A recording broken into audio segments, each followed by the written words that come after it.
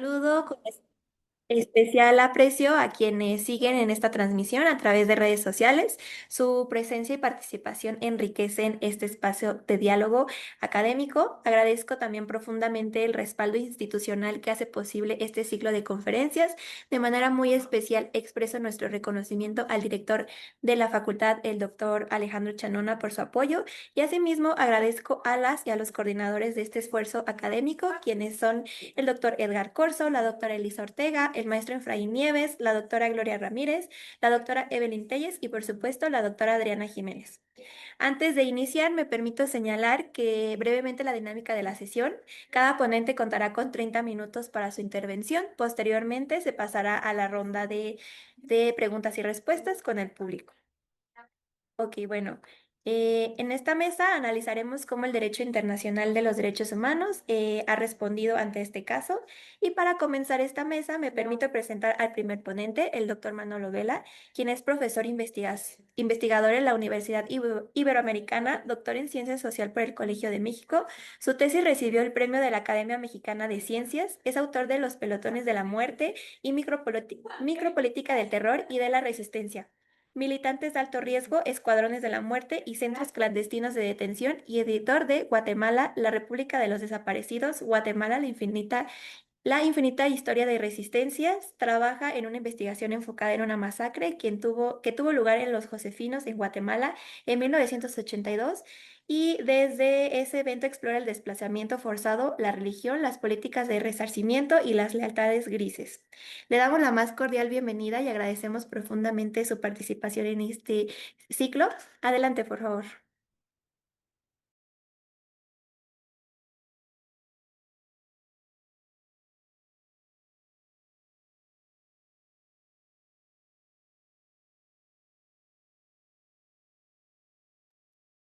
Muy bien, muy buenas tardes.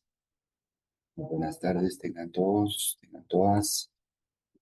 Pues vamos a dar inicio. Tenemos acá la presentación que me va a servir para ir desarrollando estas ideas y pues muchas gracias por la invitación.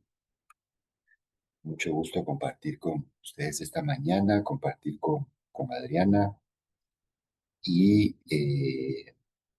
pues las imágenes que tenemos ahí son precisamente de una exhumación realizada en los años 90 en Petén a propósito de la masacre que tuvo lugar en un pueblo de Petén que se llamaba Las Dos R's. Y el pueblo fue exterminado por las tropas del ejército y las víctimas fueron lanzadas a un pozo de agua al que todavía no se había encontrado agua y entonces de manera oportunista, pues como parte de esta masacre, los soldados lanzaron ahí a los pobladores. Esta es una imagen de la Fundación de Antropología Forense de Argentina, que esta fue una de las primeras exhumaciones hacia el año 94-95. Esa es la imagen con la que empezamos. Y pues voy a tratar por un lado de explicar un poco qué pasó en Guatemala para que ustedes pues, tengan esa información, ¿verdad? De fondo. Y luego tratar de lanzar algunas ideas acerca de cómo se ha dado el procesamiento de los casos, ¿verdad? Y ese cómo se ha dado el procesamiento de los casos lo vamos a trabajar desde una perspectiva que yo quisiera llamarle como un círculo virtuoso entre la justicia nacional y la justicia internacional, que en este caso es la justicia regional en la Comisión Interamericana de Derechos Humanos y en la Corte Interamericana de Derechos Humanos. Entonces, eso es algo que vamos a ver ahora. Pues, otra imagen de del mismo proceso de exhumación. Ahí se puede apreciar ah, el fondo del pozo, ¿verdad? Y uno de los antropólogos forenses realizando la excavación. Luego, este mismo espacio, ¿verdad? Como era muy difícil excavar ahí, fue que se trabajó de esta otra manera, ¿verdad? Para llegar al, al pozo. Eh, Bien, pues eso es lo que vamos a trabajar esta mañana. Eh, pues para ponerles en contexto, ¿verdad? ¿Qué es lo que la justicia tiene que procesar en el caso de Guatemala? Pues en el caso de Guatemala hay una ventana muy amplia de casos que tienen que ver con la guerra, ¿verdad? En Guatemala hubo las diferencias, ¿verdad? Se elevaron a tal nivel que se vivió una guerra que inició el año 60, el año 62, más o menos, y concluye, como ustedes pueden ver acá, en el año 96, con unos acuerdos de paz. Y entonces, durante todo este tiempo, pues no puede pensar que la guerra haya tenido la misma intensidad, ¿verdad? No, hubo un momento en el que la guerra alcanzó nivel de brutalidad muy grande en términos del número de víctimas, ¿verdad? Eh, y eso es lo que está representado con esta columna, ¿verdad? Que marca precisamente los años 81, 82 y 83, ¿verdad?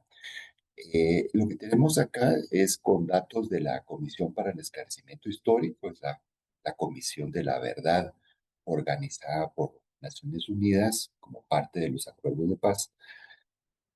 Y entonces ellos recabaron esta información y nos presentan este gráfico con un dato grueso, ¿verdad? Que son total de violaciones de derechos humanos y hechos de violencia. Ahí hay pues muchas cosas, ¿verdad? Hay ejecuciones, hay desaparición forzada, hay tortura, hay masacres, en fin, hay muchos tipos de violaciones de derechos humanos. Hay violencia sexual contra mujeres, hay interrogatorios bajo tortura, en fin, eh, violencia contra niños o desaparición o secuestro de menores, ¿verdad? Eh, pero entonces, para lo que nos sirve este gráfico es para que ustedes vean el tiempo, ¿verdad? Estamos hablando de hechos que ocurrieron casi ya un, a mitad de siglo, ¿verdad? Son 40 y tantos años ya lo que ha sucedido.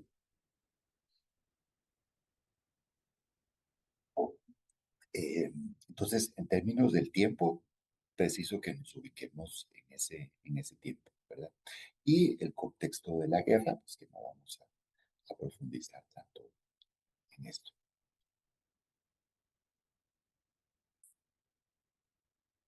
Ah, bueno, como parte de pues en ese tiempo, ¿verdad?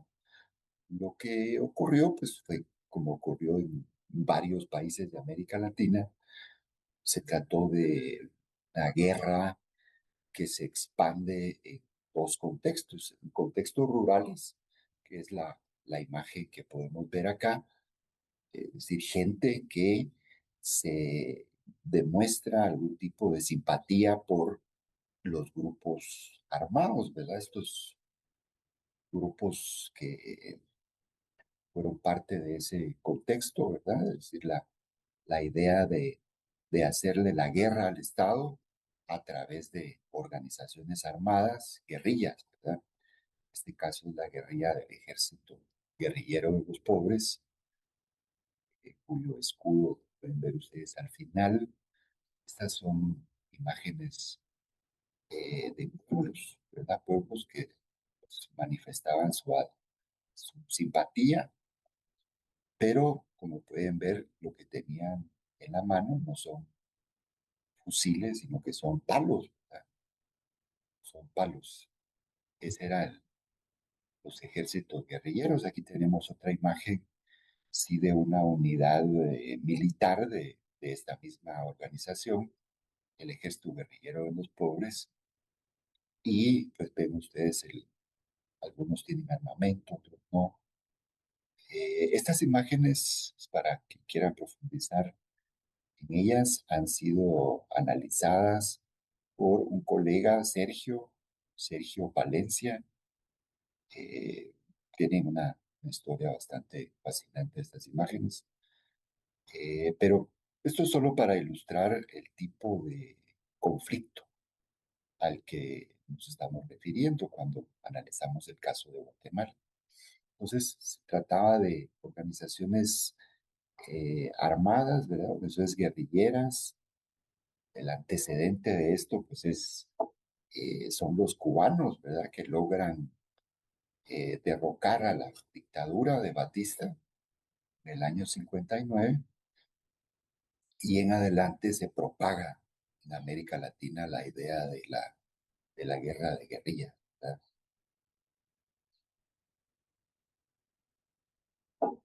Entonces, las izquierdas, que antes eran principalmente partidos comunistas, entran en una tensión muy fuerte por esta otra vertiente, ¿verdad?, que señala este otro camino.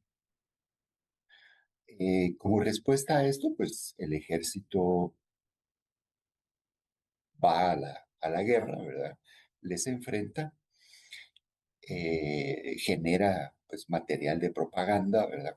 Nuestras imágenes que son de Centro de Investigaciones Regionales de Mesoamérica, eh, imágenes de pequeños eh, hojas, ¿verdad? Que desde los helicópteros tiraban los soldados, ¿verdad? Imágenes de propaganda. Y entonces en los ámbitos rurales, ese es el contexto, ¿verdad? Y les decía entonces que el Estado, recordemos la primera diapositiva, el Estado en este preciso momento, en el año 81, reacciona, ¿verdad? Y reacciona eh, organizando una campaña militar que empieza en el centro del país y se va irradiando hacia el norte, ¿verdad? Hacia el departamento de Quiché y de Huehuetenango. Son es esta área que ustedes tienen acá, Chimaltenango, donde dice 70, el Quiché 374, Huehuetenango, Alta Verapaz, Baja Verapaz, toda esta área que está acá. Eh, y entonces el ejército organiza una campaña para golpear algo que la teoría política, pero también militar, se llama el centro de gravedad, ¿verdad? A veces uno piensa que eh, lo destacado de la guerra son los encuentros armados, ¿verdad? Pero en el caso de este tipo de guerras, lo fundamental no está en el encuentro armado, sino en las bases, ¿verdad? Que es lo que posibilita los encuentros armados. En este caso, las bases son las poblaciones, ¿verdad? Estas imágenes que veíamos antes, ¿verdad? De la gente. Eh, lo que posibilita los encuentros armados es esto, ¿verdad? Porque de ahí es donde estos grupos obtienen pues su alimentación, eh, pues, de su gente, ¿verdad? Información. eh, entonces, el ejército reacciona en ese momento, en ese tiempo, y lanza esta campaña, ¿verdad? Golpeando a estas comunidades. La guerra de guerrillas es una guerra peligrosa porque, a diferencia de otro tipo de guerras, pues no hay frentes, ¿verdad? Es es esta bruma, ¿verdad? En donde eh, va una patrulla y le disparan y ya, no hay nada más, ¿verdad? Porque hay un desequilibrio entre las fuerzas estatales y las fuerzas guerrilleras, ¿verdad? Y entonces en esta campaña se cometen una serie de masacres, que es lo que tenemos en la pantalla. También esta es una recopilación de información de esta Comisión de la Verdad organizada por Naciones Unidas, que llegó a contabilizar 344 masacres en este departamento, que son como los estados aquí, ¿verdad? O 88 en Huehuetenango, o 61 en Alta Verapaz, o 28 en Baja Verapaz, o 70 en Chimaltenango. Entonces, con las masacres, pues una masacre es un hecho contra más de 5 personas, y en ese hecho se cometen ejecuciones, desaparición forzada, pueden haber también interrogatorios bajo tortura, puede haber también violencia contra niños, violencia sexual también. Entonces, en una masacre es un hombre que sintetiza muchas cosas. Y esas masacres, pues, llevan a la comisión de actos de genocidio. Actos de genocidio que están ubicados en en algunos de estos departamentos, pero en municipios específicos donde vivían grupos o viven grupos mayas, ¿verdad? Pueblo maya. Esto fue entonces en el área rural, pero en el área urbana vamos a ver dígame, es en el minuto 58, aquí está. Lo que vamos a ver ahorita es un fragmento de la película La Batalla de Argel. Esta es una película del año 66 de Chilo Pontecorvo, que analiza cómo las tropas francesas actuaron en contra de la insurgencia argelina, una guerra que tuvo lugar entre el año 54 y 62. Pero lo que me interesa de acá es que ustedes ya vimos lo rural, ahora vamos a ver lo urbano. Y precisamente para entender esto es fundamental este fragmento de la película, eh, que nos revela de qué se trata esto de la guerra rural.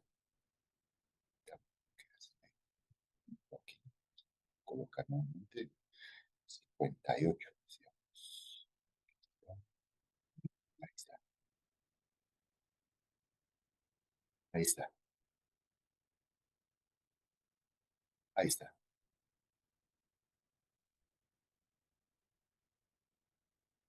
No sé si están escuchando también. Necesita algo más de mi parte para escuchar. Si se escucha el audio de la, de la película, No, doctor, se dejó de compartir y ahorita no tenemos audio de ni video ni audio. ahí,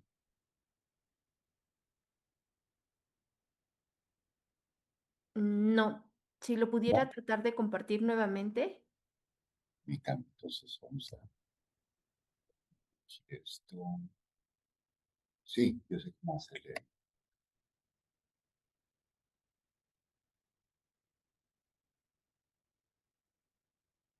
Mm, ¿qué es esto?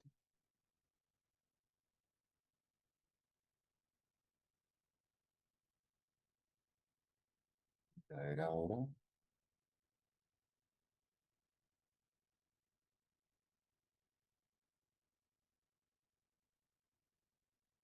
No sé si ahora sí.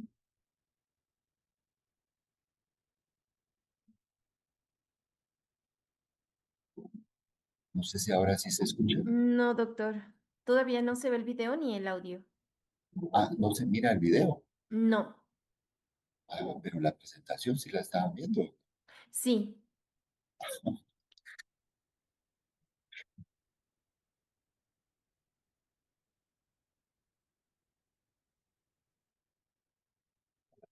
Bueno,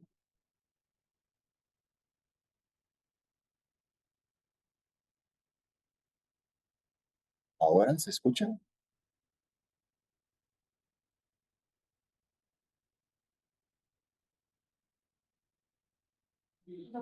No, doctor, solo se ve el video. Ahora sí se mira el video, pero con audio. Ahorita vamos a ver.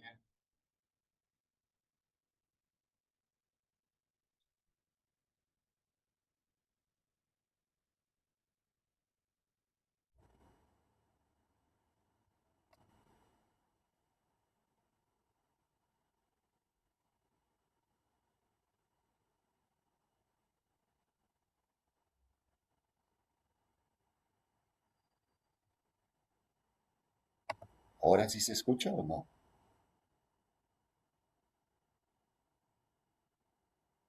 A ver,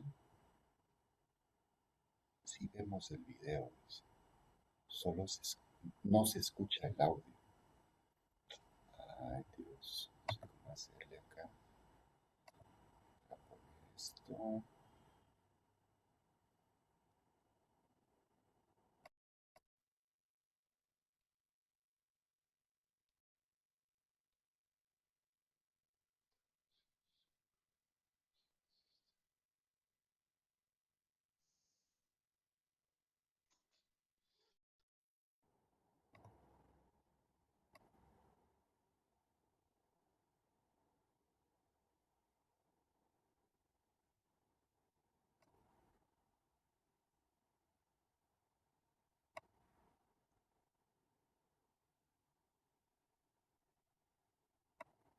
No se escucha. Bueno, si no, pues vamos a pasar a otra cosa, porque nos venció la tecnología. Pero sí me siguen escuchando a mí. Sí, doctor, usted sí se escucha. Ah, muy bien. Bueno, mire, la idea que él va a comentar ahorita, se las puedo explicar, es de que es una guerra urbana, entonces es una guerra contra unidades clandestinas, ¿verdad? De grupos. Y esos grupos pues tienen una forma celular, que es lo que a continuación el militar este les va a explicar a sus subordinados. Y en la parte, entonces él va a dibujar en la pizarra pues, unas ramificaciones, ¿verdad? De la forma celular de estas organizaciones. Y lo que va a decir es, conocerles significa eliminarles, recorrer toda la pirámide desde un vértice hasta el otro. Entonces eso es lo que está a continuación. Pues, pueden ver la película en un momento. Y entonces esa guerra se llevó adelante en Guatemala, en este edificio que está en la Avenida Reforma, la Reforma de acá también, tiene más o menos la misma ubicación, centro financiero y con centros clandestinos de detención, ¿verdad? Eh, unidades de escuadrones que salían a cazar a estos militantes, ¿verdad? De estas organizaciones. Como dice la batalla de Hell, recorrer la pirámide de arriba para abajo, ¿verdad? Eliminando a todos. Entonces, esta fue la dinámica urbana de esa guerra. Y con esto hemos terminado esta primera parte. Pero si ustedes tienen algunas preguntas sobre esto, pues con mucho gusto se las puedo podemos tratar de profundizar en esto sobre qué pasó. Entonces, esto es como un espejo, ¿verdad? O un poco la justicia intenta ser un espejo de lo que ocurre en la sociedad, ¿verdad? Esos, eh, esos traumas que se hallan, ¿verdad? En la sociedad y que se supone que el sistema de justicia debe de procesar ese pasado, ¿verdad? De la guerra. Hacia ahí es donde apunta estas formas de justicia de transición.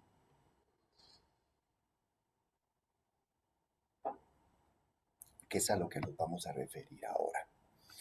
En esta imagen tenemos la fotografía de los niños y las niñas. Se puede ver aquí también a la maestra. Estas son unas imágenes extraordinarias también de dos R's. Piensa uno cómo los niños que están en esta imagen fueron los niños que terminaron en el pozo que presentábamos al inicio, ¿verdad? Sí, muchos de los que están ahí, estos niños, niñas, terminaron ejecutadas en el pozo. Y la maestra logra escaparse junto con una de las niñas porque la masacre fue en diciembre y el ciclo escolar en Guatemala pues va de enero a octubre. Y entonces esta ya no era el momento de las clases, ella ya no estaba en la comunidad y por eso se logró escapar. Pero regresando entonces, yo les platicaba en el caso de Guatemala, pues muchos casos, muchos hechos de violencia se judicializaron, ¿verdad? Esa es los hechos de violencia del pasado se judicializaron y se presentaron en la Comisión Interamericana de Derechos Humanos y en la Corte Interamericana de Derechos Humanos. Y estos casos, desde el año 87 que Guatemala acepta la jurisdicción de la Corte Interamericana de Derechos Humanos, pues lo que vamos a presentar es el círculo virtuoso, que es lo que yo quiero explicarles esta mañana, entre la justicia nacional y la justicia internacional, en este caso regional. Y en ese círculo virtuoso, pues de qué forma coadyuga la jurisdicción regional, está ubicada en la comisión y en la corte. Pues coadyuga en la preparación de casos, es decir, la preparación de casos en varios de estos procesos ha implicado una alianza o alianzas, fíjense, alianzas entre organizaciones de derechos humanos, que son como los intermediarios, ¿verdad? Y las comunidades. Las comunidades que tienen hay un momento determinante que son las exhumaciones. Por eso las imágenes de la exhumación en dos R's me interesaba mucho compartírselas, porque la exhumación es como un primer paso, ¿verdad? Yo conozco casos de comunidades en las cuales pues la exhumación significó tantas cosas, ¿verdad? Significó el inicio del camino por la lucha por la justicia, porque anteriormente la gente tenía un temor muy grande y ni siquiera se animaban a hacer esa solicitud, ¿verdad? Sino que era como una especie de secreto, ¿verdad? De decir esto no se habla, a pesar de que en muchos casos fosas donde estaban sus familiares estuvieran en las mismas comunidades. Entonces, las exhumaciones, la preparación de los casos en la jurisdicción regional, ¿verdad? Ante la Comisión Interamericana primero y luego hacia la Corte, coadyuvó en la preparación de los casos, en la construcción de esas alianzas entre la gente, los familiares de las víctimas, ¿verdad? Las organizaciones de derechos humanos nacionales y las organizaciones internacionales, que son las que presentan los casos en la Corte y ayudan también en la Comisión Interamericana. Esto también era pues algo importante, que es la construcción de capacidades, ¿verdad? Es decir, de abogados, de abogadas que estuvieran en condiciones de preparar estos casos, ¿verdad? De poder entender la lógica, las pruebas, la preparación de pruebas, la preparación de testigos, la recolección de pruebas, la, la articulación de un caso, ¿verdad? De una estrategia, la estrategia mediática, ¿verdad? El trabajo con los medios de comunicación. Eh, Todo esto, ¿verdad? Ese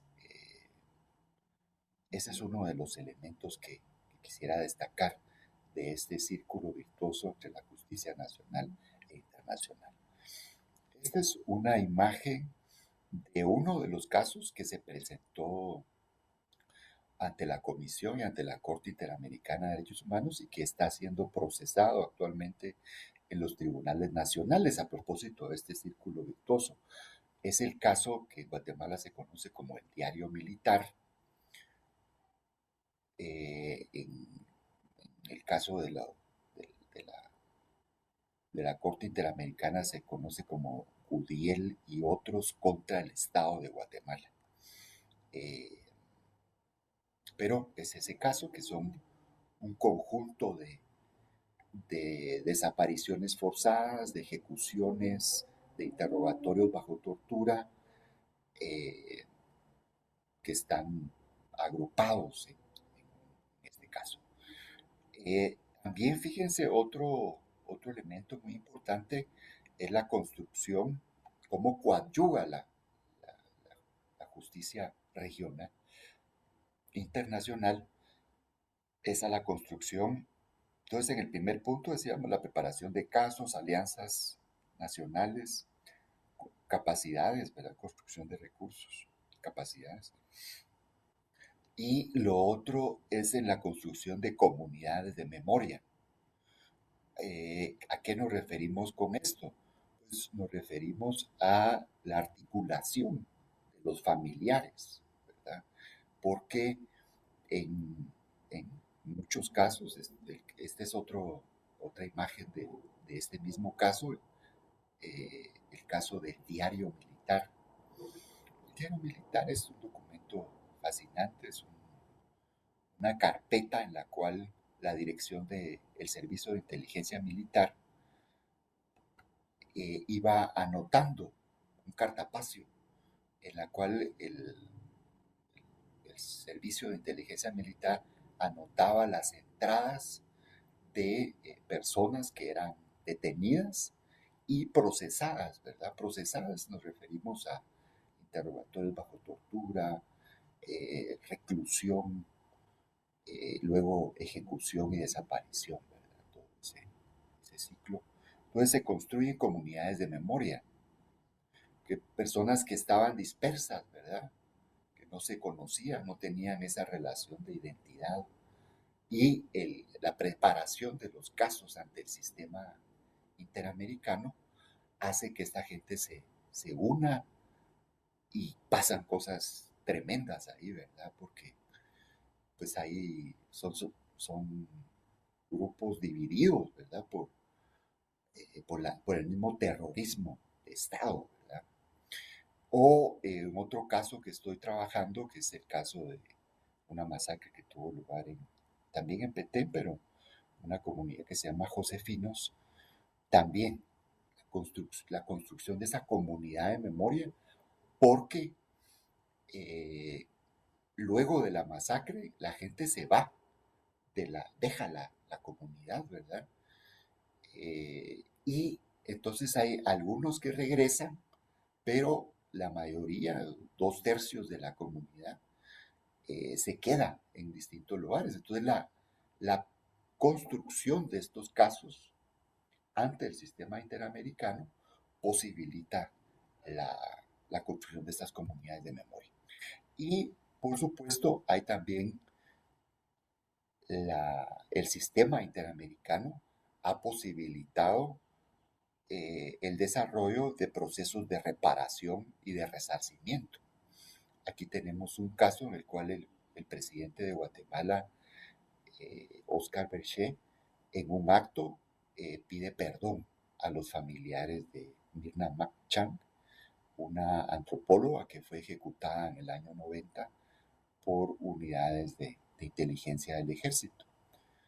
Y esto ha posibilitado también que una calle lleve el nombre de esta antropóloga. En otros casos también, como el caso de Josefinos, los familiares de los de las víctimas se reúnen, ¿verdad? Esta comunidad de memoria, y como parte de estos procesos, la Corte Interamericana, dentro de su sentencia, pues obliga al Estado a colocar una cruz en la comunidad, ¿verdad? Que es una cruz que recuerda a las víctimas de aquella masacre, ¿verdad? Entonces lo que vemos en esta imagen es la colocación de esa cruz que está ahora de esta forma en la entrada de la comunidad. Y por supuesto hay también reparaciones, ¿verdad? Reparaciones que intentan, pues en todos estos casos, pues hay gente que ya no está, que dejó de ser productiva para sus familias y que la familia tuvo que ver cómo hacía, ¿verdad?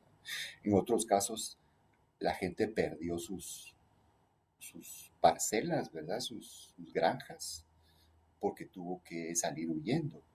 Entonces eso también se intenta reparar a través de estos procesos de resarcimiento.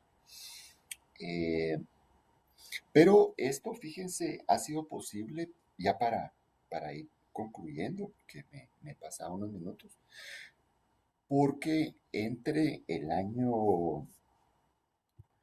hubo un proceso ahí muy interesante en el caso de Guatemala, y tenemos otra imagen de también nuevamente de 2 Rs. Dentro del proceso de exhumación se encontraba mucha ropa, ¿verdad? En este caso de niños, fíjense ustedes, como puede verse en esta imagen, ¿verdad? 16 de julio del año 95, vestimenta infantil, Petén, las 2 Rs, dice ahí, y es la vestimenta extraída del pozo, ¿verdad? Entonces, ese círculo virtuoso que como vimos, ¿qué representa para la justicia la preparación de casos, la forja de esas alianzas, la construcción de capacidades, ¿verdad? Jueces o abogados que estén en condiciones de preparar los casos, las comunidades de memoria, los procesos de reparación, de resarcimiento, la dignificación de las víctimas, porque las víctimas pues tienen el estigma de, pues le mataron, ¿verdad? Le mataron, eh, pues porque era un delincuente, ¿verdad? Un delincuente subversivo, cargan con ese estigma, ¿verdad? Entonces, la dignificación de las víctimas es algo muy, muy importante, ¿verdad? Que el Estado que les mató, fíjense lo paradójico, ¿verdad? El Estado que les mató ahora reconozca que estas personas no debieron que no fue justa su muerte, ¿verdad? Y que eran personas que luchaban por algo, ¿verdad? Tenían unas ideas y no merecían haber sido castigadas como lo fueron, ¿verdad? Entonces todo eso se logra a través del sistema de justicia internacional. Pero Este círculo virtuoso se activa por la concatenación de estos factores, la independencia del sistema de justicia, y en el caso de Guatemala se logró por un momento entre el año 7 y el año 19 más o menos, que fue este periodo que se conoce como la primavera del Estado de Derecho, que se concatenan estos factores, ¿verdad? La independencia del sistema de justicia, la fiscalía entra en una dinámica muy diferente de la que había tenido antes y hay también una movilización sociolegal de la comunidad de derechos humanos, ¿verdad? En sus repertorios, en sus alianzas.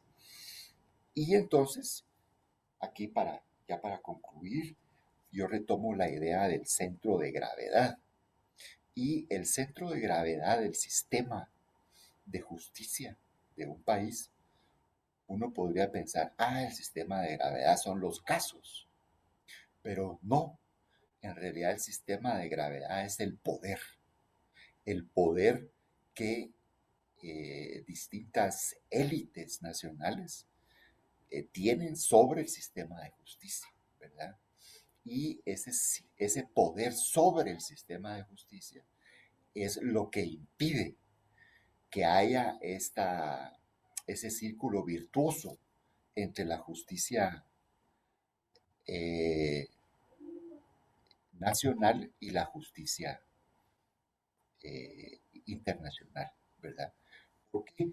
Porque los políticos no ceden, ellos no están por la independencia del sistema de justicia, sino que para ellos el sistema de justicia tiene que estar sometido a sus intereses, ¿verdad? ¿Para qué? Para protegerse, ¿verdad? Para protegerse ellos, para proteger a sus aliados.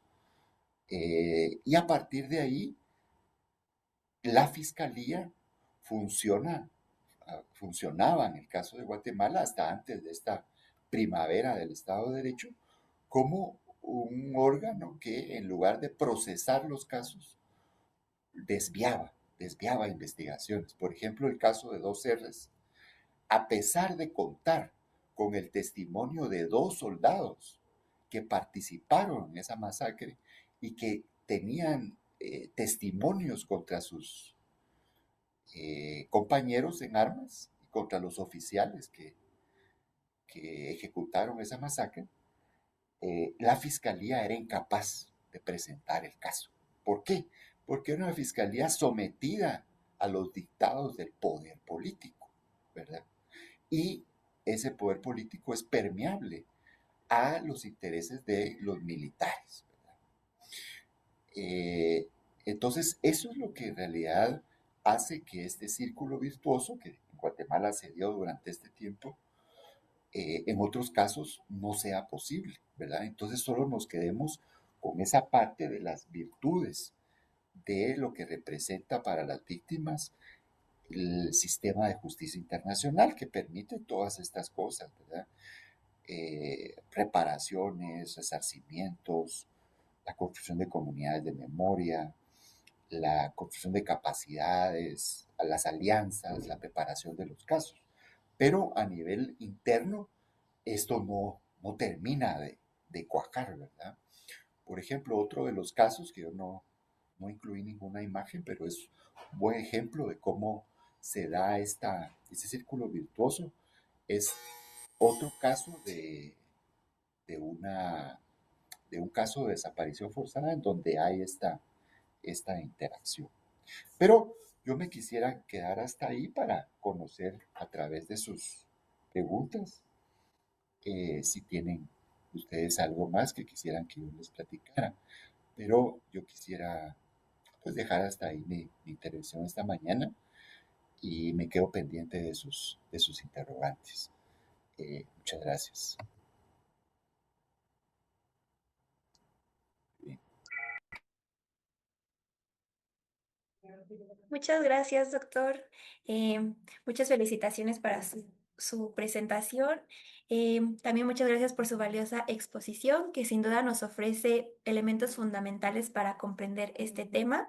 Y a continuación me permito presentar a nuestra segunda ponente, la doctora Adriana Jiménez, que es doctora en Ciencias Sociales y Políticas por la Universidad Iberoamericana, Campus Ciudad de México, maestra y licenciada por Derecho por la Facultad de Derecho, ambas con mención honorífica, miembro del Sistema Nacional de Investigadores, miembro consultivo del Taller de Derecho Internacional y Relaciones Internacionales Alberto Ulloa Sotomayor de la Universidad Nacional Mayor de San Marcos, Perú, de la Asociación Mexicana de Estudios Internacionales AMEI y del Padrón de Tutores del Programa de Posgrado de la Facultad de Derecho. Actualmente funge como secretaria académica del Centro de Relaciones Internacionales de la Facultad de Ciencias Políticas y Sociales de la UNAM.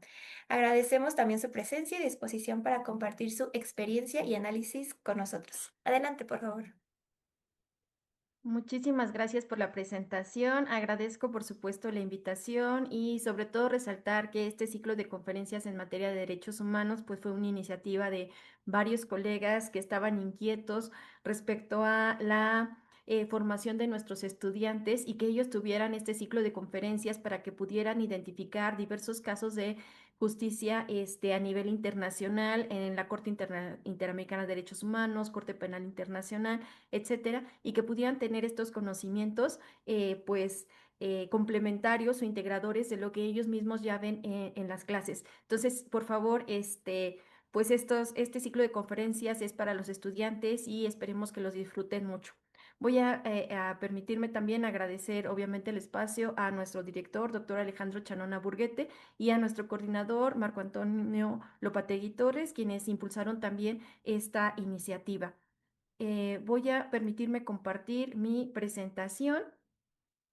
Digo, no traje tantas fotos como el doctor Manolo, pero aquí les voy a compartir la presentación que va a guiar mi exposición el día de hoy. Pensando, como les comentaba, en los estudiantes, me gustaría dar algunas cuestiones teóricas de lo que son los crímenes atroces y los contextos estatales de riesgo. Las atrocidades masivas, como ustedes saben, no se generan en un vacío, sino que son la consecuencia de ciertos contextos en donde se desarrollan o se viven a nivel estatal diversas pues ambientes que pueden ser propicios para que se lleven a cabo estas atrocidades masivas. Por ejemplo, problemas de gobernanza. Aquí podemos tener como factores específicos pues el tipo de régimen en el que están, si es democrático, si es dictatorial, el déficit de legitimidad de las instituciones públicas o la duplicidad o debilidad institucional, por ejemplo, del ejecutivo, del legislativo, del judicial, perdón, la discriminación sistemática. También podemos encontrar otro contexto de riesgo cuando hay una depresión económica, cuando hay inestabilidad macroeconómica, deterioro productivo, expansión de economías informales y mercados negros.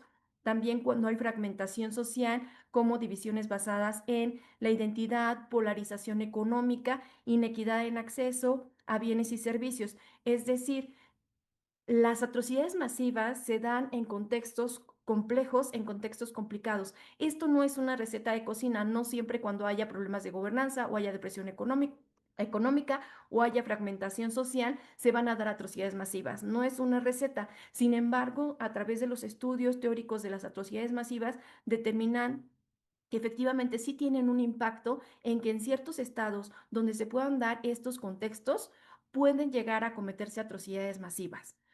No es una cuestión general, pero sí son indicios de que pueden llegar a llevarse a cabo estas atrocidades masivas.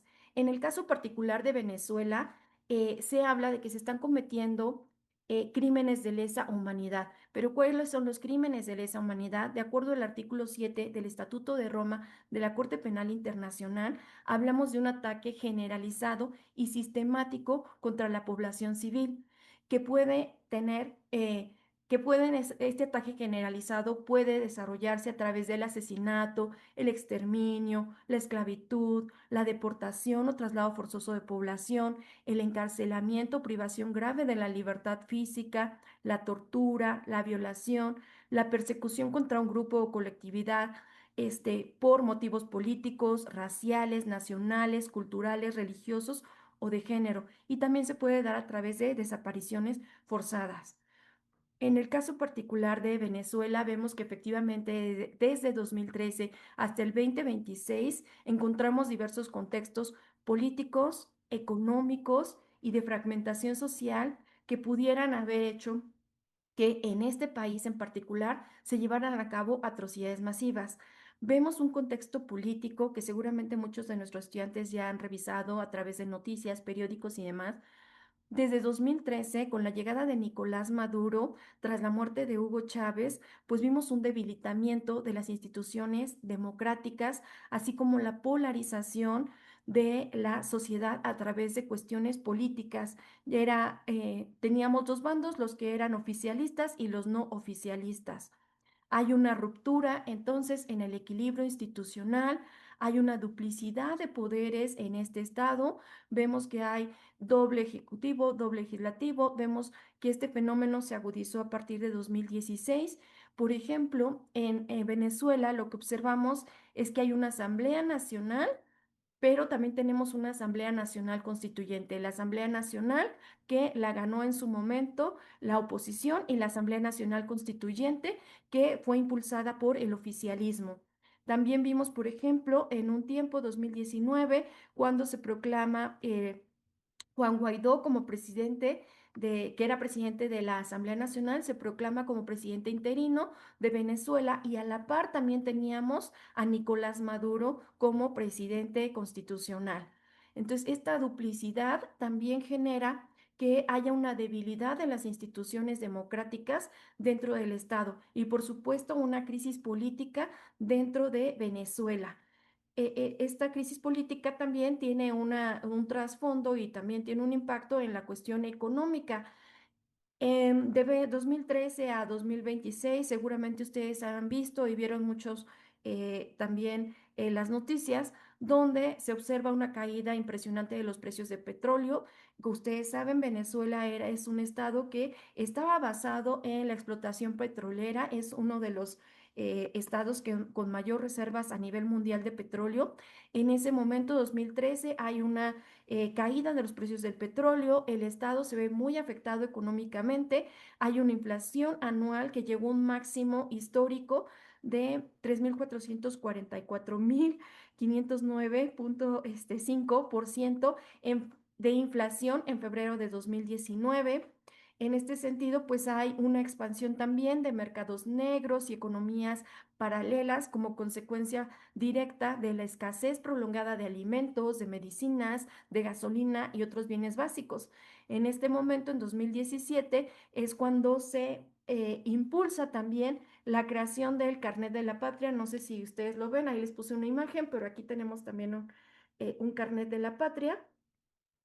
Este carnet era, pues, un instrumento que utilizó en su momento Nicolás Maduro para organizar y canalizar los programas del Estado, pero más bien lo utilizó también de manera política, ya que las personas que eran prooficialistas eran las que se encontraban beneficiadas de este carnet. Y este carnet pues les daba apoyos en materia social, eran programas sociales, les daban apoyos en cuestiones de alimentos, les daban una caja llena de alimentos en un momento pues muy dramático para la sociedad venezolana. Entonces, era un instrumento más bien de política y más bien de movilización y organización de la sociedad y también de polarización de la sociedad, ¿no? También en esas fechas, 2013, 2026, vemos que en la cuestión social pues hay muchísima fragmentación, hay una polarización política social extrema, es decir, se dividen en dos sectores a la población, los que son pro gobierno y la oposición. Es decir, hay un simbolismo y además hay una percepción diametral en que hay... hay solamente dos sectores de la población, el que está a favor del gobierno y el que está en contra del gobierno. Y los discursos o simbolismos que maneja cada uno de estos dos sectores, pues son diametralmente distintos. Ven que la política o la parte económica o que la parte social son diferentes. Si tú hablas con un pro gobierno, dirás que todo está muy bien, que el gobierno está muy bien, que no hay crisis política, que sí hay cuestiones económicas, pero que vamos bien. En cambio, si hablas con una persona que esté en la oposición, verá otra realidad totalmente diferente. Hay una fragmentación social muy fuerte en Venezuela en estos términos. Esto también hace que haya una migración. Afecta muchísimo a la población, la cuestión política y económica.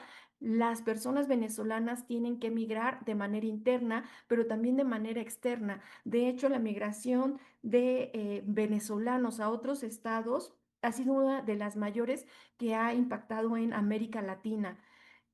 Obviamente han sido afectados los estados que están más cerca de Venezuela porque personas tuvieron que salir de hecho a pie y algunos venezolanos pudieron tener otro tipo de migración externa y salir a otros países como México. También hablamos en esta fragmentación social del debilitamiento de los mecanismos de representación social. En este momento hay una debilidad de los organismos democráticos, como son los partidos políticos, y también de las organizaciones comunitarias. Entonces, aquí vemos en Venezuela pues una crisis multidimensional desde que llega Nicolás Maduro en el 2013 hasta este año 2026, una crisis multidimensional en este país que enfrenta al menos una crisis política, al menos una crisis económica y una crisis social dentro del Estado. Todo este contexto genera que también haya crímenes de lesa humanidad dentro del propio Estado. Aquí yo les pongo una pequeña diapositiva donde les digo desde 2013, cuando llega Nicolás Maduro como presidente encargado, después del fallecimiento de Hugo Chávez, después tiene un primer periodo, digamos, 2013-2019, hay un segundo periodo, 2019-2025, y el año pasado, bueno, antepasado, el 2024, ganó un tercer periodo, 2025-2030 mismo que ahorita en la actualidad, en este año 2026, pues no podrá cumplir con este tercer periodo constitucional. ¿Qué pasa entonces? Entonces, en estos contextos tan críticos para la sociedad venezolana, pues vemos desde 2013 que hay un inicio en la represión de protestas estudiantiles, también hay detenciones arbitrarias, uso excesivo de la fuerza, denuncias de tortura. En 2016 vemos que se intensifica la crisis económica, hay operativos de seguridad en sectores populares, también se incrementa de manera significativa las ejecuciones extrajudiciales en operativos policiales. 2017 no nos quedamos atrás, es un segundo gran pico de protestas masivas contra la Asamblea Nacional Constituyente, que como les comentaba, fue impulsada desde el oficialismo y que desconocía a la propia Asamblea Nacional, que estaba tomada en ese momento por la oposición. En este pico, pues obviamente las personas salen, a realizar protestas y demás, y pues hay centenares de muertos, miles de detenidos y sobre todo una documentación, se ha documentado, pues la tortura y la violencia sexual. 2018-2019 también es un parangón porque en 2019 tenemos la proclamación de Juan Guaidó como presidente interino de Venezuela. Es decir, en este momento, 2019, tenemos dos presidentes, el constitucional, Nicolás Maduro, y por otro lado, Juan Guaidó. Se intensifican las persecuciones, las detenciones selectivas y las desapariciones forzadas. En este punto, pues Juan Guaidó 2019 está apoyado por el gobierno de Estados Unidos y por alrededor de 51 estados que lo reconocen como presidente oficial de Venezuela. Entonces, en este punto está hay una tensión muy fuerte dentro del Estado venezolano. De hecho, tuve la oportunidad de realizar algunas entrevistas a personas venezolanas y la verdad es que la tensión al interior de Venezuela era muy fuerte, la persecución era bastante dura y fue uno de los años en los que también hubo muchísima migración de venezolanos al exterior. Después tenemos el 2020, 2021, continuamos con patrones represivos documentados no solamente por Naciones Unidas, sino por otras instituciones, señalamientos de coordinación entre altos mandos civiles y militares. 2024, les comentaba, se da el tercer periodo de Nicolás Maduro, donde gana las elecciones, pero obviamente con las dudas de la oposición y con las dudas a nivel internacional de varios países. En este contexto, pues hay denuncias de persecución política, inhabilitaciones y presión muy fuerte contra los líderes opositores. En 2026, pues bueno, ya Nicolás Maduro fue capturado por las fuerzas estadounidenses y se espera pues una reconfiguración en lo político y a lo mejor una transición. Eh, Aquí les traigo también unas imágenes en 2019 que les comentaba que la tensión era bastante fuerte. Aquí podemos ver cómo hubo un abuso de la fuerza por parte del gobierno. Aquí podemos ver cómo las personas habían sido pues lesionadas, golpeadas. Algunos comentan que se estaban utilizando balas reales en lugar de balas de plástico. Algunos testimonios dicen que no solamente la persecución terminó en las marchas, sino que también pues iban a buscar a los estudiantes o a las personas que estaban en las marchas hasta edificios cercanos y demás, ¿no? Y que a veces hasta sentían que estaban perseguidos hasta en sus propios domicilios. Aquí les paso entonces, justo para esa fecha de 2019 empieza a surgir lo que se llama la responsabilidad de proteger en el discurso a nivel internacional para dar respuesta a lo que estaba pasando en Venezuela. La responsabilidad de proteger es un concepto que surgió en 2005 en el documento final de la Cumbre Mundial de ese año y fue aprobado en la Asamblea General de las Naciones Unidas mediante la Resolución 60-1 párrafos 138 y 139. Pero ¿a qué se refiere esto de la responsabilidad de proteger? La responsabilidad de proteger tiene tres pilares en particular. El primer pilar es que cada estado tiene la obligación de proteger a su población de los cuatro crímenes atroces. ¿Cuáles son los cuatro crímenes atroces? Son genocidio, crímenes de lesa humanidad, crímenes de guerra y depuración étnica. Entonces, cada estado tiene esta obligación de proteger a su propia población. Ese es el primer pilar. El segundo pilar es la asistencia internacional. Es que la comunidad internacional va a apoyar a los estados en particular para fortalecer esas capacidades de prevención de crímenes atroces. Y como tercer pilar está la acción colectiva a través de las Naciones Unidas para poder proteger a la población de un estado cuando el estado no puede o no quiere proteger a su propia población. Para poder llevar a cabo este pilar 3, se basan, nos basamos en la Carta de las Naciones Unidas. Es decir, la responsabilidad de proteger no está generando un nuevo marco jurídico para proteger a las personas, sino que se basa en la propia Carta de Naciones Unidas y lo que ya está escrito dentro de la Carta para poder proteger a las personas que están viviendo atrocidades masivas dentro de un Estado. Entonces, podemos encontrar cuatro tipos de medidas que pueden ser coercitivas y cooperativas. Por un lado, tenemos medidas políticas cooperativas, como es la negociación, la mediación, la diplomacia preventiva, diálogo político, etcétera. Pero también podemos ser a través de las medidas coercitivas políticas, como la condena unilateral o multilateral, sanciones, suspensiones en membresías en organizaciones internacionales, a lo mejor algún tipo de boicot. Otra de las medidas que se pueden abordar en la comunidad internacional en el marco de la Carta de la ONU son las medidas económicas cooperativas para impulsar a que un estado donde se están cometiendo atrocidades masivas ya no se cometan, es ayudarlo económicamente, a lo mejor aliviar su deuda, darle financiamiento, a lo mejor levantarle sanciones económicas o darle incentivos comerciales. En el ámbito económico, también podemos tener coercitivas, como sanciones económicas selectivas, embargos, cuestiones financieras, por ejemplo, el cerrar algunas cuentas de algunas personas en particular dentro del Estado que se considere que son los perpetradores, se les pueden anular cuentas.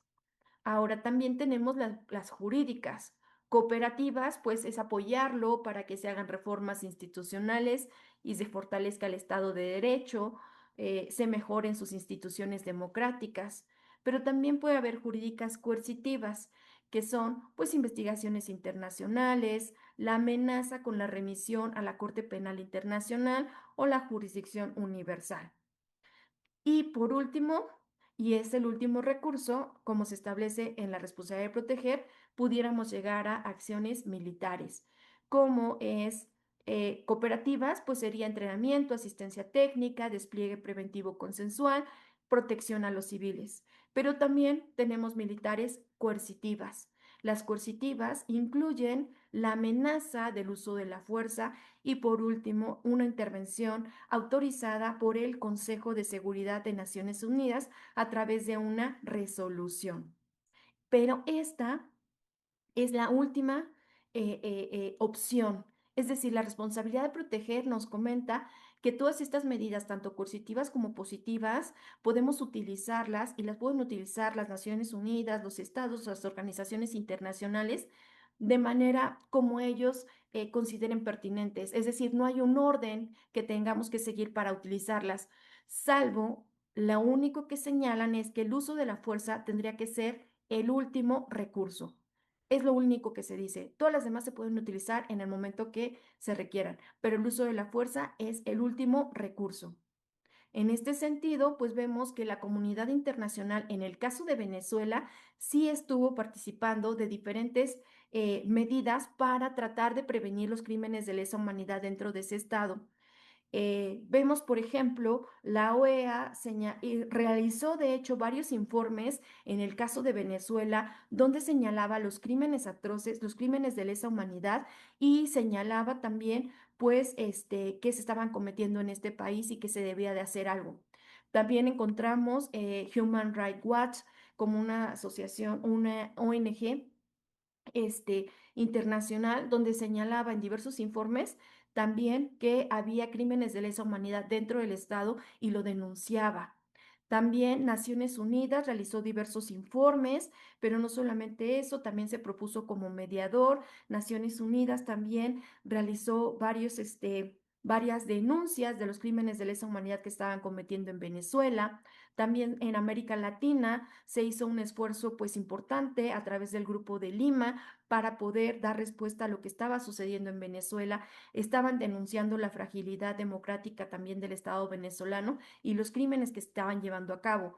En otras regiones del mundo también hubo mucha preocupación por lo que sucedía en Venezuela y vimos, por ejemplo, a la Unión Europea también llevando a cabo sanciones económicas a Venezuela con tal de que dejara de cometer crímenes de lesa humanidad.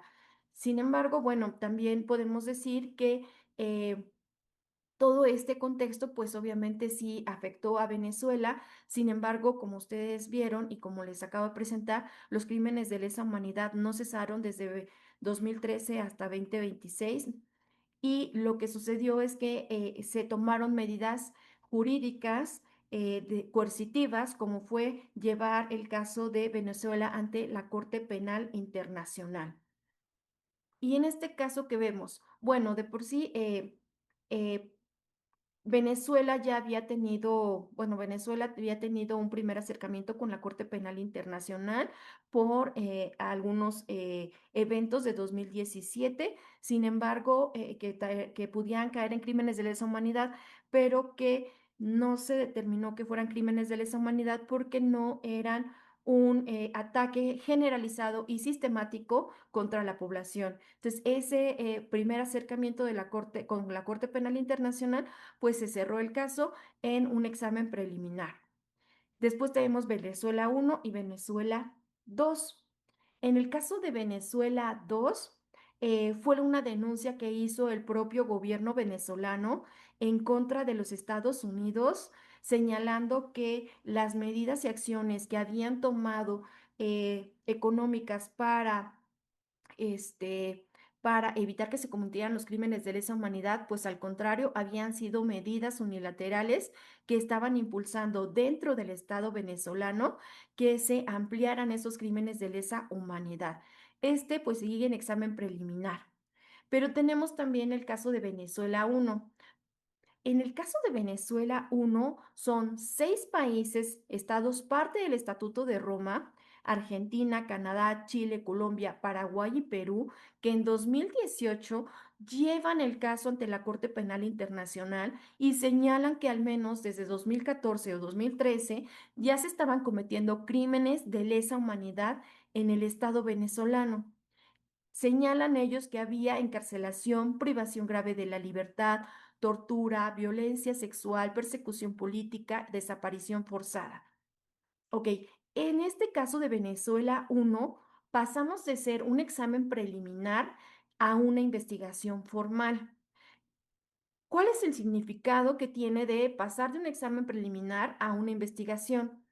Bueno, pues resulta que el examen preliminar es una investigación que realiza la Fiscalía para saber si existen o no fundamentos razonables de que existen crímenes atroces dentro de un estado. Hacen un examen para señalar si el estado puede o quiere llevar a los perpetradores a juicios reales. ¿A qué me refiero con que si quieren o pueden? Pues resulta que en algunas ocasiones los estados no quieren llevar a los perpetradores ante la justicia. Muchas veces porque son los propios estados los que están llevando a cabo los crímenes atroces al interior de su estado, ¿vale? Entonces, en algunos casos, pues ellos mismos no quieren que se lleven los juicios reales contra perpetradores, o en algunos casos no pueden porque aunque quieran llevarlos, sus sistemas judiciales no están preparados para poder llevar a cabo estos procesos. Entonces, en esta fase preliminar, lo que hace la Fiscalía es determinar si el Estado quiere y si el Estado puede. Si el Estado quiere llevarlos, puede aplicar lo que se llama la complementariedad positiva y entonces ellos estar orientando a las legislaciones, a los órganos jurisdiccionales nacionales para decirles cómo se pueden fortalecer para llevar a cabo los procesos internos contra los perpetradores. ¿Ok? En eso se puede llevar, de hecho hay un caso muy particular, el de Colombia, donde llevó muchísimos años ayudando la Corte Penal Internacional al Estado de Colombia en un proceso de justicia transicional para poder apoyar y fortalecer sus órganos internos y que llevaran a cabo sus juicios nacionales.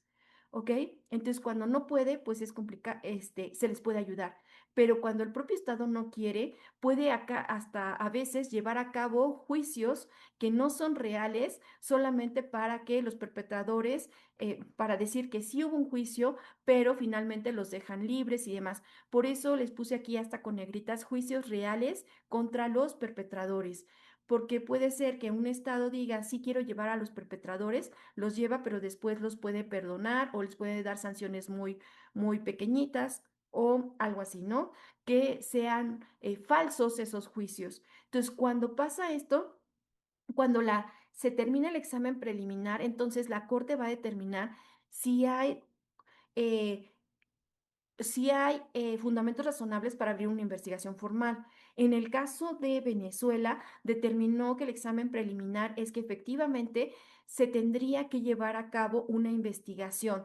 La investigación ahora sí es una fase procesal formal en donde se recopilan las pruebas, se determina quiénes pudieran ser los responsables, se preparan los casos concretos y en este punto sí se pueden solicitar órdenes de aprehensión o de arresto. Es decir, en el caso de Venezuela 2, ya estamos en esta fase de investigación donde la Corte Penal Internacional puede determinar órdenes de arrestos hasta el más alto nivel. La Corte Penal Internacional, de hecho, ha emitido órdenes de arrestos al más alto nivel, por ejemplo, en el caso de Darfur con el presidente. También hemos visto que emitió una orden de aprehensión contra el presidente Putin por Ucrania. Es decir, la Corte Penal Internacional pudiera emitir órdenes de aprehensión hasta a niveles de presidentes. ¿vale? En esa etapa estamos ahorita y este proceso ante la Corte Penal Internacional Venezuela uno sigue abierto. No, no importa que ahorita Nicolás Maduro pues no esté dentro de Venezuela, el caso sigue abierto, porque además de Nicolás Maduro tenemos otras personas que pueden llegar a ser perpetradores y que se les puede solicitar órdenes de aprehensión de acuerdo con los parámetros de la Corte Penal Internacional. En este sentido, pues bueno, yo tengo estas conclusiones para ustedes y lo que comento, y es a lo que llevaba toda mi presentación, es que entre 2013 y 2026, pues bueno, Venezuela experimentó un deterioro en sus estructuras políticas, económicas y sociales que generó o propició un contexto para la comisión de crímenes de lesa humanidad conforme al Estatuto de la Corte Penal Internacional, artículo 7, pero también que la comunidad internacional pues activó diversos mecanismos para poder desincentivar a Venezuela para que ya no cometiera crímenes atroces. Uno de estos mecanismos, el jurídico, fue el de la Corte Penal Internacional. Ahorita sigue la investigación. Creo que eh, es una buena noticia que sigamos con este procedimiento de investigación por parte de la Corte Penal Internacional, más allá de que esté o no esté Nicolás Maduro, en el Estado pueden seguir cometiéndose este tipo de crímenes y es importante que haya esta colaboración entre los estados y la justicia internacional. eh, en la justicia internacional. Pues esas serían mis conclusiones. No me quiero tomar más tiempo y más bien quiero escuchar las preguntas de nuestros estudiantes. Muchísimas gracias. Por mi parte sería todo. Gracias. Agradecemos profundamente ambas intervenciones por la claridad profunda y el compromiso académico que han aportado a esta mesa. Ahora abriremos un espacio de 30 minutos para preguntas y comentarios del público. Eh, eh, Leeré las preguntas que nos hicieron llegar. ¿Hasta qué punto la fragmentación social y la crisis multidimensional pueden facilitar la comisión sistemática de crímenes de lesa humanidad por el debilitamiento de los contrapesos institucionales? La siguiente es, ¿cómo actúa la Corte Internacional de Justicia en los casos de crímenes de lesa humanidad, desaparición forzada, ante centros de gravedad en este tipo de controversia? ¿Y cuál es la postura a nivel internacional que, a pesar de ser una ayuda política a Venezuela tras la salida de Nicolás Maduro y su dictadura, las afecciones que se presentaron y se podrían presentar, como es la intervención en el territorio venezolano? ¿Y cuál es el estándar para determinar que un Estado ha fallado en su protección? ¿Quién tiene la autoridad para hacer este diagnóstico? La siguiente, ¿cómo se puede garantizar la aplicación efectiva del Pilar 3 cuando existen intereses geopolíticos contrapuestos? Y la siguiente es, ¿qué pasa cuando la justicia no procesa el trauma de la guerra? Esas son las preguntas que nos hicieron llegar. Muchísimas gracias, Carlita. Si gustan, no sé si pudiéramos empezar en el orden que fueron las presentaciones. Doctor Manolo. Claro que sí, con mucho gusto. Eh, bueno, quizá algunas de las preguntas se refieren más específicamente a Venezuela. Eh, bueno, el peligro del no procesamiento, fíjense ustedes, tiene que ver directamente con la posibilidad de repetir, ¿verdad?, estos hechos.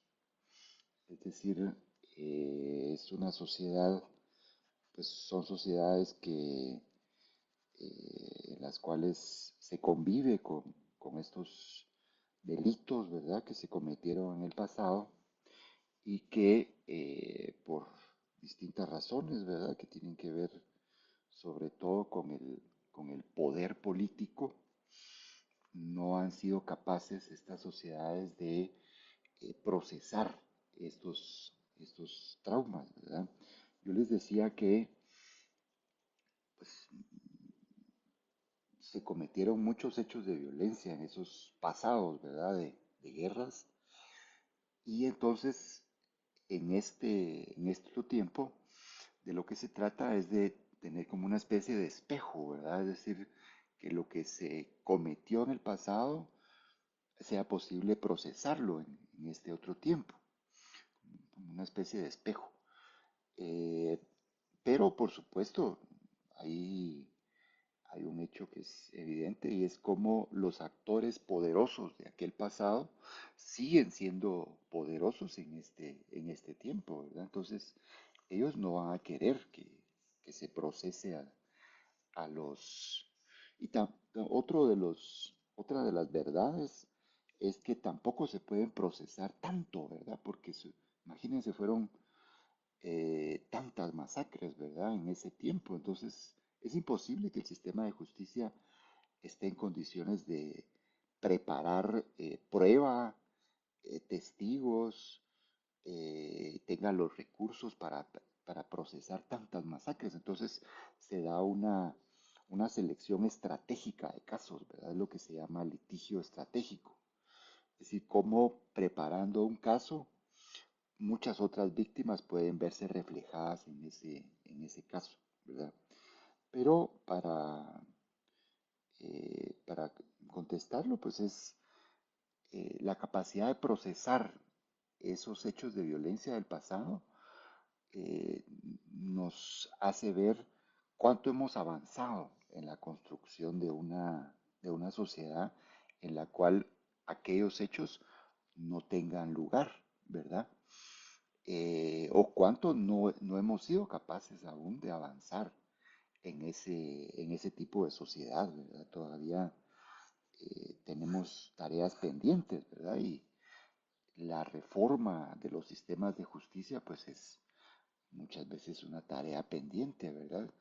No, como se dice ahora, ¿verdad? No es para nada algo que se construya y ya se tiene, ¿verdad? Sino que es algo que siempre está en disputa, ¿verdad?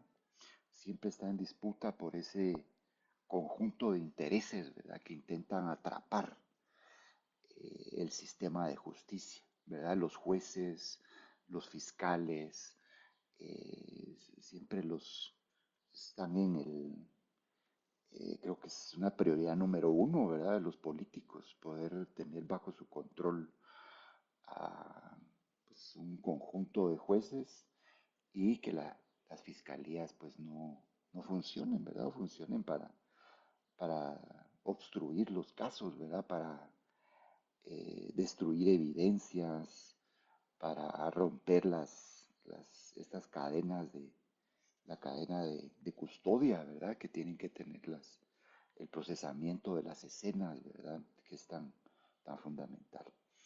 Entonces y esto nos lleva también a la otra interrogante, ¿verdad? Es cómo saber si un Estado ha fallado. Fíjense que es, eh, por algunos que han investigado este tipo de situaciones, ¿verdad? ¿Cómo podríamos decir cómo es el camino al infierno? Podríamos decir cómo entender el camino al infierno, es decir, o el camino a los infiernos, ¿verdad? Que significa que sociedades puedan entrar en esas espirales de violencia y de violaciones de derechos humanos.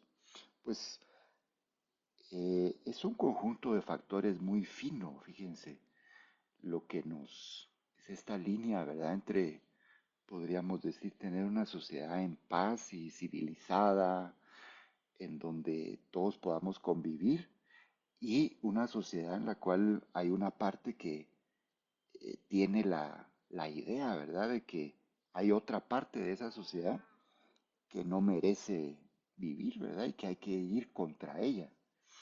Y eso, pues hay, por ejemplo, la convivencia, ¿verdad?, entre fuerzas políticas, cómo esa convivencia entre fuerzas políticas puede degradarse hasta tal punto que empiecen a haber pues estos llamados al odio, ¿verdad? Esas divisiones que a veces los políticos creen que están haciendo un buen trabajo dividiendo a las sociedades, ¿verdad? Eh, pues generando discursos de odio en contra de los oponentes, como por ejemplo adentro de las instituciones de seguridad especialmente se generan cuerpos que son, tienen carta blanca para actuar en contra de los que son llamados como enemigos, ¿verdad?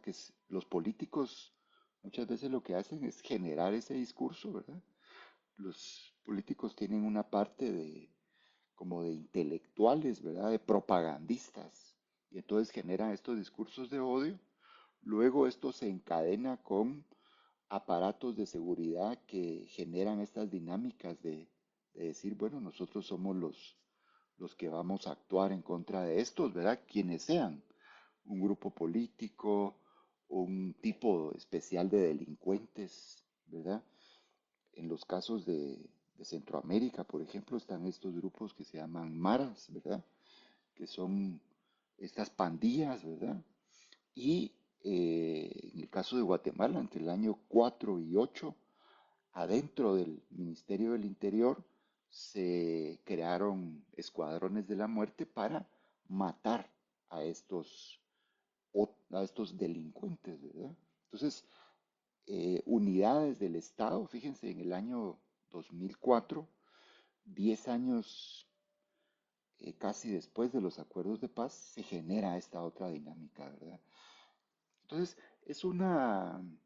Luego, la destrucción de la institucionalidad, ¿verdad? Es decir, cuando la fiscalía y el sistema de justicia, los jueces, están controlados por el poder político, entonces hay garantía de impunidad. Esa es otra de las condiciones de, de la constatación que el Estado ha fallado. Entonces, me parece muy interesante esta pregunta porque nos permite entender cómo, cuál es el camino a estos infiernos, ¿verdad? Entonces decíamos la estigmatización, la generación de aparatos de seguridad que tienen carta blanca, el control de las instituciones de justicia. Y de esa manera, miren, una sociedad que se apreciaba de ser democrática y que tenía niveles de paz, de tolerancia, de convivencia entre diferentes, entra en una espiral de violencia, ¿verdad? Porque hay este discurso de odio. Entonces el discurso de odio se va, como ustedes saben, no hay moderación. Media vez el discurso de odio se lanza, el llamado a la moderación no entra, ¿verdad? Sino que es más bien quién da más, ¿verdad? ¿Quién es capaz de golpear o de decir cosas más aberrantes contra los adversarios? Están estos aparatos de seguridad que empiezan a tener estas dinámicas pues de degeneración, ¿verdad? De matar a los otros. Y esto en un clima, en un contexto de impunidad garantizada con el control de las instituciones, ¿verdad? Y luego esto entra en un ciclo, ¿verdad? Entonces, por eso los contrapesos institucionales, que era otra de las preguntas, me parece también muy pertinente, porque es lo único que nos permite eh, evitar, ¿verdad? Son de alguna forma frenos contra estas dinámicas, ¿verdad? Es decir, la capacidad de que hayan fiscalías que funcionen, ¿verdad? Que lleven, que agarren un caso y lo lleven a los tribunales, ¿verdad? Y que esto sea un caso que ejemplifique, ¿verdad? Y que les diga a los otros perpetradores que esto no puede pasar. O fiscalías, ¿verdad? O comisiones de la verdad que puedan devolverle a la sociedad una narrativa de lo que ha pasado, o, como se mencionó también, las cortes regionales, ¿verdad? Que puedan acoger a las víctimas y obligar a los gobiernos a devolverle su dignidad a las víctimas, ¿verdad? Que les obliguen a entrar por caminos de reparación, ¿verdad? Entonces, por todo eso son importantes estos contrapesos.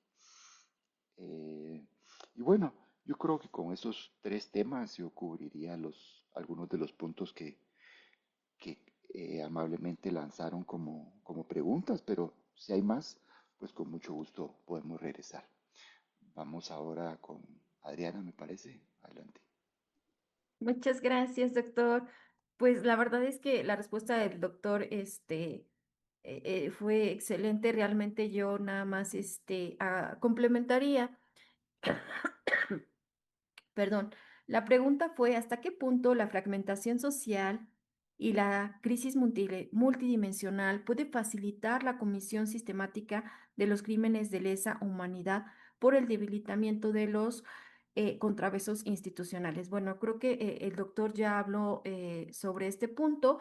La verdad es que yo complementaría nada más en comentar que efectivamente, como lo mencioné en mi presentación, estos contextos de crisis no son una receta. Puede que tengamos estados donde la parte económica no sea tan buena y no se den atrocidades masivas, o que la parte de gobernanza no sea tan democrática y no se den atrocidades masivas, o en una sociedad donde tengamos una fragmentación social muy profunda y no se den atrocidades masivas. Es decir, no es una receta de cocina. Lo que nosotros observamos en varios ejemplos históricos es que efectivamente estos contextos de, de debilitamiento de las instituciones democráticas, de duplicidad de poderes, por ejemplo, del ejecutivo, del legislativo, del judicial, o de, no sé, donde haya impunidad, corrupción, donde haya cuestiones económicas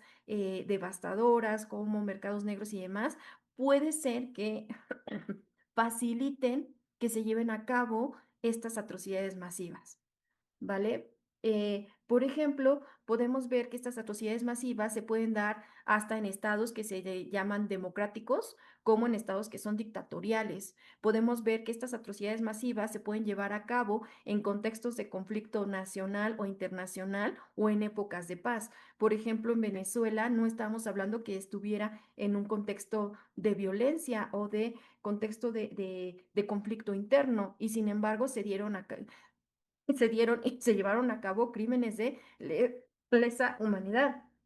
Entonces, no es una receta de cocina, pero sí impactan en las dinámicas internas del Estado para que puedan llevarse a cabo estos crímenes.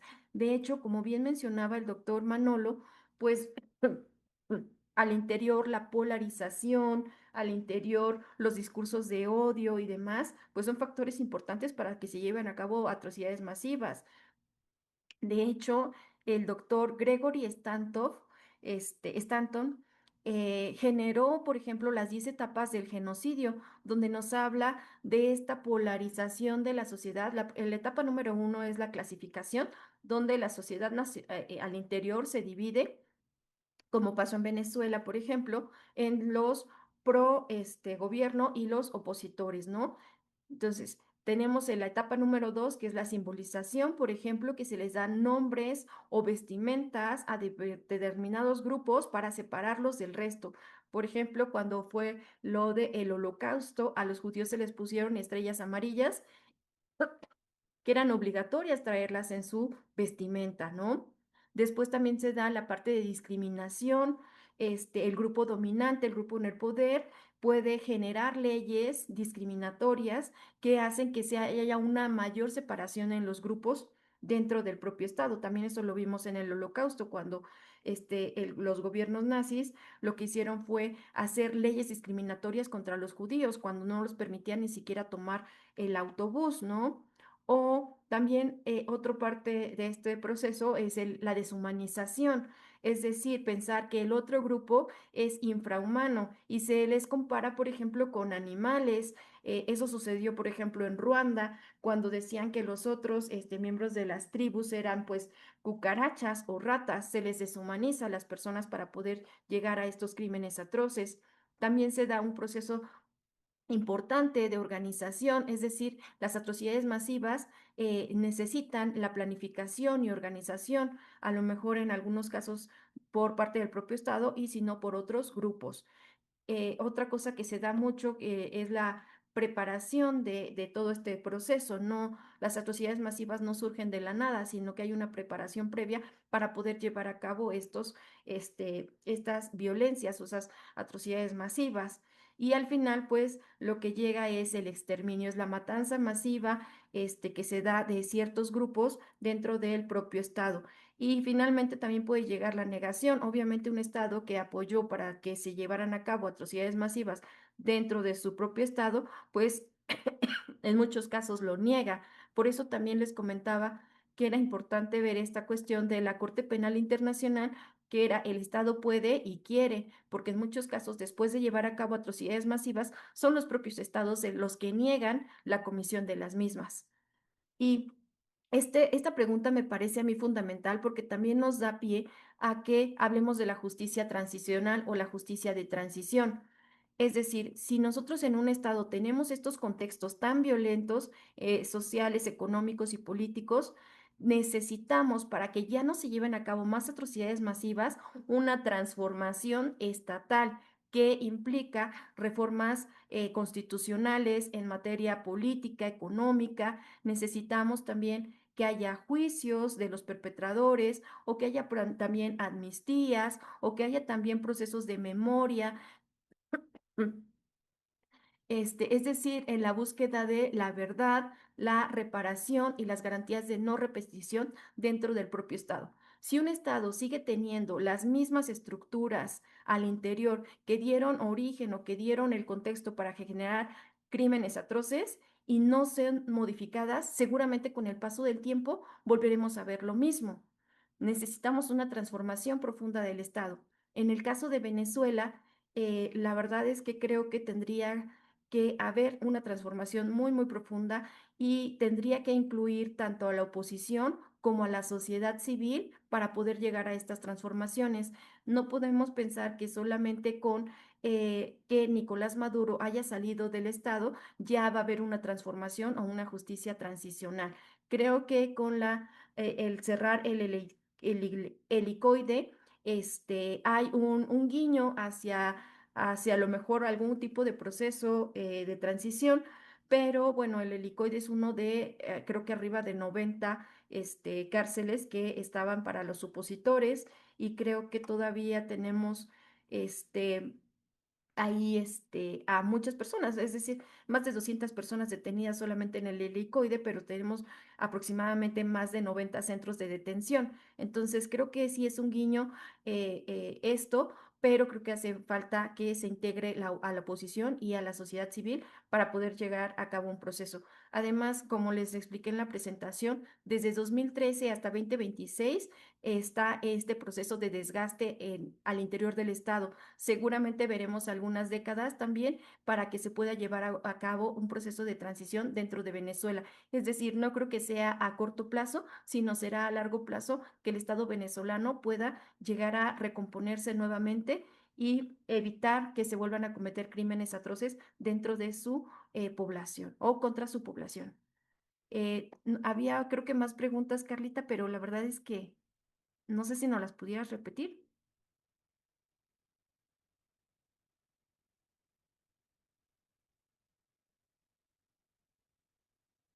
Por favor, Carlita, ¿nos pudieras repetir las preguntas últimas? Sí, doctora, disculpe, no podía encender mi audio. Es, ¿cuál es el estándar para determinar que un estado ha fallado en su protección? ¿Quién tiene la autoridad para hacer ese diagnóstico? ¿Cómo se puede garantizar la aplicación efectiva del Pilar 3 cuando existen intereses geopolíticos contrapuestos? Y también está, permítanme un momento. Perfecto. ¿Cuál es la postura a nivel internacional que, a pesar de ser ayuda política a Venezuela, tras la salida de Nicolás Maduro y su dictadura, las afecciones que se presentaron y se podían presentar como la intervención en el territorio venezolano por parte de Estados Unidos? ¿Y qué pasa cuando la justicia no procesa el trauma de la guerra? Ok. Creo que estas son sobre responsabilidad de proteger. Me agrada muchísimo que haya esta inquietud por este nuevo concepto que se desarrolló por la Asamblea General en 2005. Eh, este concepto, pues, básicamente quien tiene que aplicarlo es, o puede aplicarlo, son los organismos internacionales, las Naciones Unidas particularmente, pero también los estados pueden ayudar, el Consejo de Derechos Humanos puede ayudar, organismos regionales también pueden ayudar a tomar medidas de disuasión para que en los estados se lleven a cabo atrocidades masivas. Creo que particularmente les llama la atención el pilar 3, porque en este pilar el último recurso es el uso de la fuerza y ustedes quisieran saber quién es el que determina cuándo se utiliza o no. El uso de la fuerza solamente puede determinarlo el Consejo de Seguridad de las Naciones Unidas a través de una resolución donde establezca que mediante la responsabilidad de proteger van a intervenir dentro de un estado para proteger a la población de crímenes atroces, que ya dijimos, genocidio, crímenes de lesa humanidad, crímenes de guerra y depuración étnica. Dentro del Consejo de Seguridad, en el caso de Venezuela, en 2019 se llevó a cabo una propuesta por parte de los Estados Unidos para adoptar una resolución.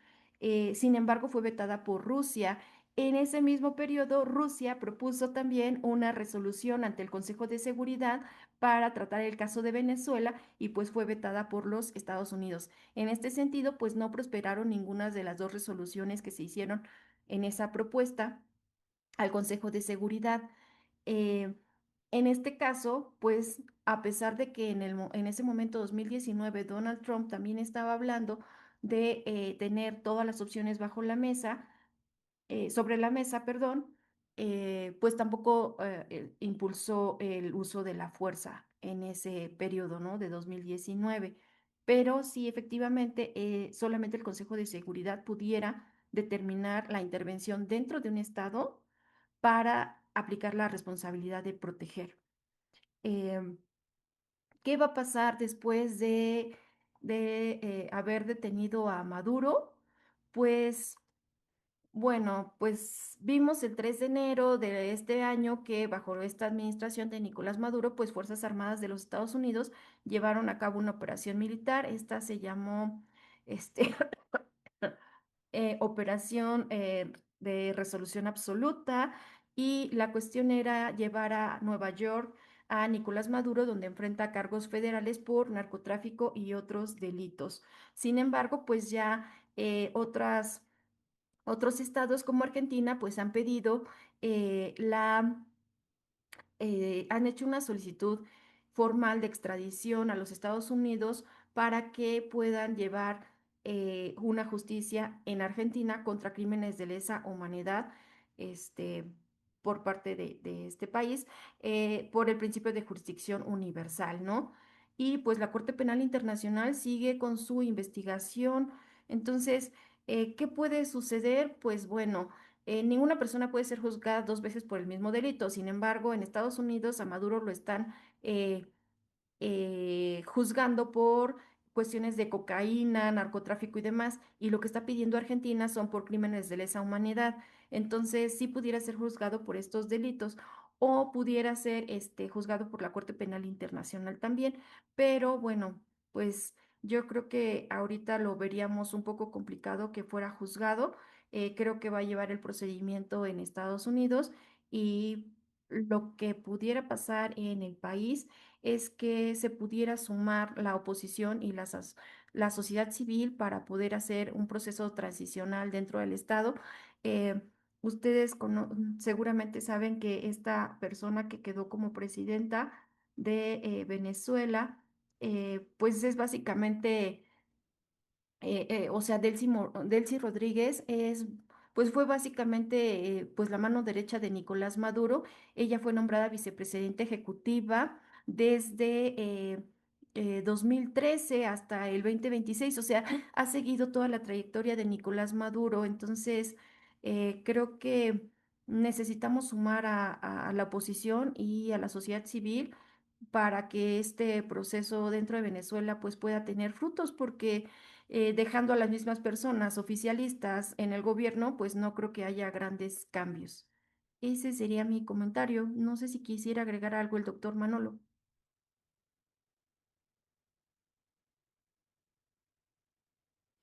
Yo creo que ha sido bastante completa la respuesta que has dado a las distintas interrogantes y mejor vemos si hay más preguntas para ahondar en otros puntos.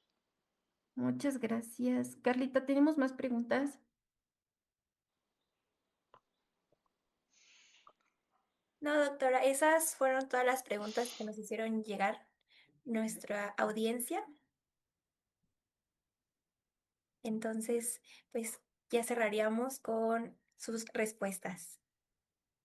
Sí, no sé si quieran agregar algo más, No, ¿no? no, no. Bueno, entonces, a nombre de la Facultad de Ciencias Políticas y Sociales y del comité organizador, agradecemos sinceramente la presencia de nuestros distinguidos ponentes y la participación activa del público. Muchas gracias a todas y todos por su asistencia. Los invitamos a continuar participando en las siguientes mesas de este ciclo de conferencias. Muchas gracias. Bueno.